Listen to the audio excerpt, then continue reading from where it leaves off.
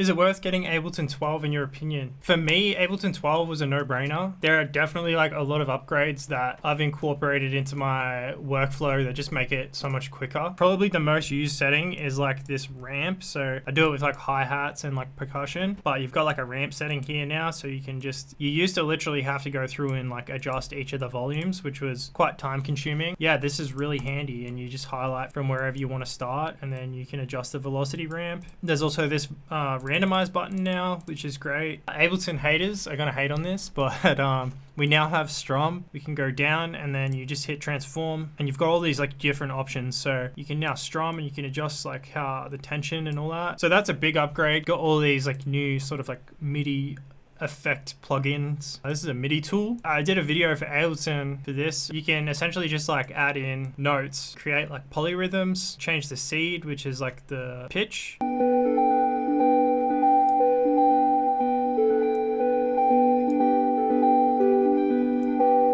So yeah, there you go. You can generate stuff like that. Just some really good tools to help you get inspired and start getting creative if you're just like having some creative blocks or whatever. You just want to play around. You know, that kind of stuff is really a really good idea that I should probably use more to sort of freeze and flatten textures. You know, it's something that you can make in like 2 minutes and then maybe bounce it and then drag it back into your set if you're trying to create something new but you don't know where to start.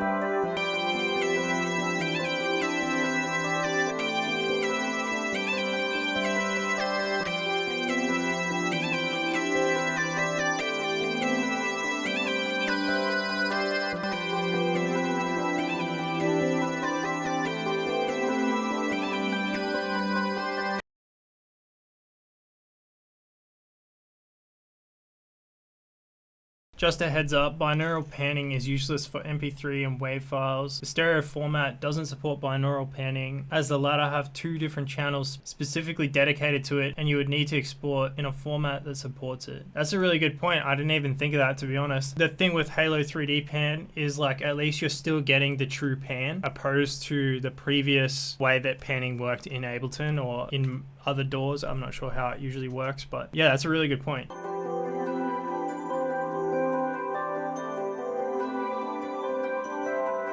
So I grouped together my 5 instruments that are in my melody. I wanted to do a little bit of like bus compression. A lot of people use the SSL compressor. This is probably like the most widely known and widely accepted compressor. A lot of mix engineers really love this and swear by it. It's just used to bring all of the volumes a little bit more like relatively together, maybe just tame some of the peaks that jump out and sort of just make the waveform spike, which can cause like some issues like with clipping and stuff like that. You may have even seen people using this. This is the Waves emulation. I've used this in the past and it's really good, but because I had a tape plugin, I wanted to go for something a little different. I really like the sound that I got out of it without really having to adjust many parameters. So I blended this in at like 50%. This is just parallel processing, which essentially means we've got the dry signal and the wet signal like running side by side. We've got perfect balance of the 2 of them. I think the things that I really want when I reach for tape is just sort of those imperfections that you can't really get anywhere else, especially sometimes the limitations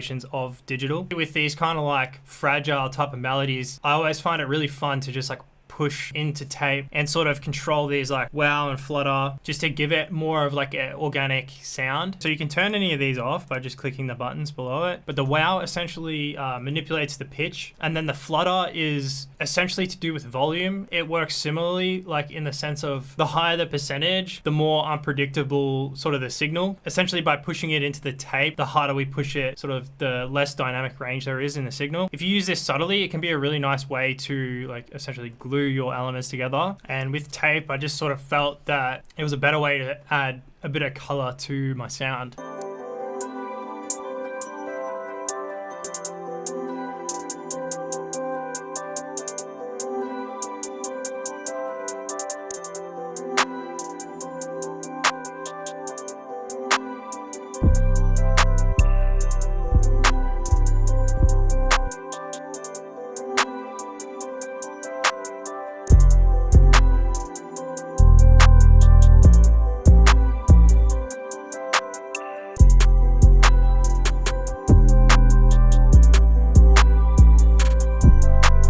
You just want to select the MIDI for the melody, hold down shift, click on the MIDI for your 808, and then they'll be like overlapping. Click on either of the two colors and it will alternate between which of the MIDI clips you're editing.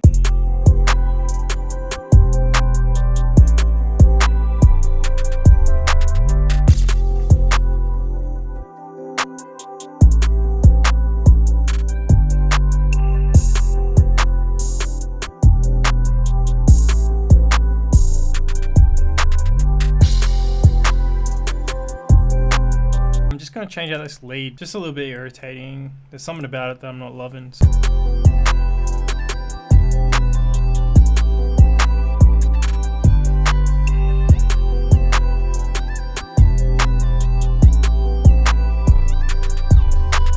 Yeah, I think I like that better. So I just switched it out for the XV5080 and I found this lead, searing lead. The other one was just a little bit like too much like resonance or something. It was just a little bit crazy for me. Once I've sort of finished arranging and structuring the track, on my master, I like to do a little bit of automation. We've just got the utility down the bottom here. I've just created like a fade out. After that, I've just added this redux filter. I've been loving this heaps. It's like similar to just using like a auto filter or an EQ and just like low passing the whole mix, but you can sort of set this rate and it just has like a more interesting sound than if you would just EQ it. Post filter octave, this adjusts the cutoff frequency of the post filter. The cutoff is defined in octaves offset from half of the frequency set by the rate control. I'm assuming if it's set to like 40K, as soon as we drop below 0, it's going to start rolling off at like 20K because it was half of the frequency set by the rate. Let's say it's set to 12K, it'll start rolling off at 6K. It's just a really great way to add a little bit of movement to your arrangement.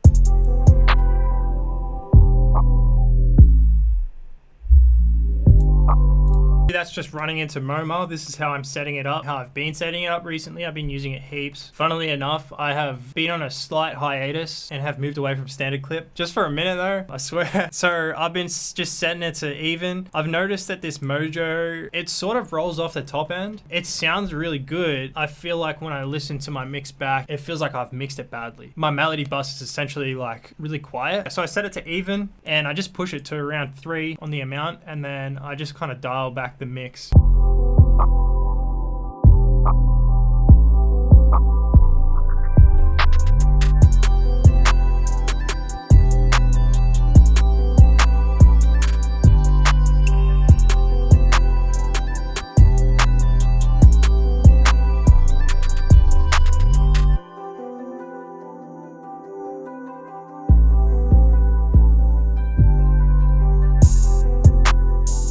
So yeah, that's it for the beat. Thanks for watching once again. Really appreciate it. I'm trying to have like the highest output possible and it means the world to me with everyone just watching and supporting me so much. It's just been amazing. So thank you so much for supporting me. Thanks everyone for everything. I really appreciate it. If you want to cop this project file, go and sub to my Patreon. You also get my stash kit, which I made this beat with, and you get loops as well. So go and check that out. If you're not subbed, sub to the channel and I'll see you in the next video. If there's anything you're curious about, leave a comment and I'll try and answer it.